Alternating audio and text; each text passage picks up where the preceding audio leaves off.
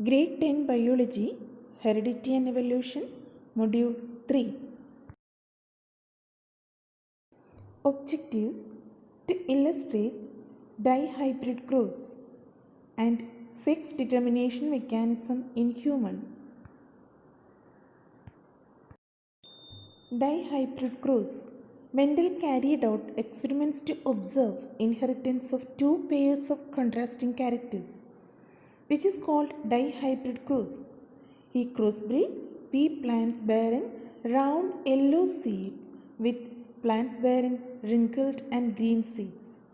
In the F1 generation, he obtained all round and yellow seeds.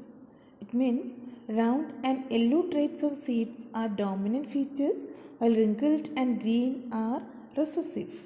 He self-pollinated the plants of F1 generation to obtain F2 generation. He obtained 4 different types of seeds: round yellow, round green, wrinkled yellow and wrinkled green in the ratio 9:3:3:1. This is a diagrammatic representation to illustrate dihybrid growth, and the ratio 9:3:3:1 is known as dihybrid phenotypic ratio.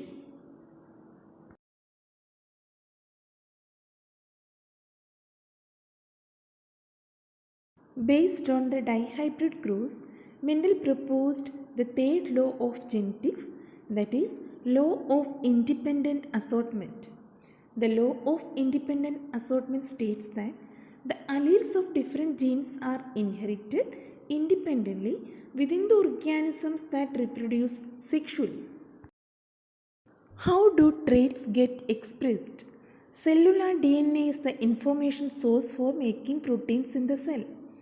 A part of DNA that provides information for one particular protein is called a gene for that protein. For example, the height of a plant depends upon the growth hormone, which is in turn controlled by the gene. If the gene is efficient and more growth hormone is secreted, the plant will grow tall. If the gene for that particular protein gets altered and the less of it is produced, and the plant will remain short. Sex determination. The biological process through which sexual characteristics of an individual develops, making it a male individual or female individual, is called sex determination.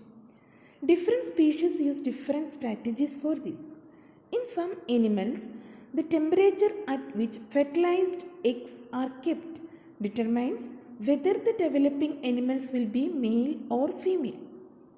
Some animals, like snails, can change sex, indicating that sex is not genetically determined. In human beings, sex of the individual is determined genetically, means genes inherited from the parents decide the sex of the offspring. Autosomes and sex chromosomes. Those chromosomes which do not play any role in sex determination are called autosomes. Those chromosomes which play a role in determining sex of the newborn are called sex chromosomes. Explain the sex determination in human beings. Human beings have XY sex determination system. In this, the males have XY sex chromosomes. They produce 2 types of gametes having X and Y chromosome. The females have XX chromosome. They produce only one type of gametes having X chromosome. The sex of a child is determined by the type of chromosome he or she receiving from the father. If a sperm carrying X fertilizes the ovum with X chromosome, then the resulting baby is a girl. If a sperm carrying Y chromosome fertilizes the ovum with X chromosome, then the resulting baby is a boy. Hence, males are responsible for the gender of the newly formed babies.